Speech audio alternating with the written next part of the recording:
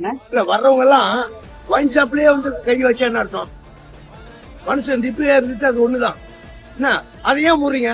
எவ்வளவு கொலைங்க நடக்குது, எவ்வளவு கொள்ளை அடிக்கிறாங்க, எவ்வளவு திருட்டு நடக்குது, எவ்வளவு விசாரம் பண்றாங்க, எவ்வளவு பண்றாங்க, கஞ்ச கத்துறாங்க, அது கத்துறாங்க. அதெல்லாம் பார்க்காம ஒயின் ஷாப் ஏன் கை வைக்கிறீங்க நீங்க?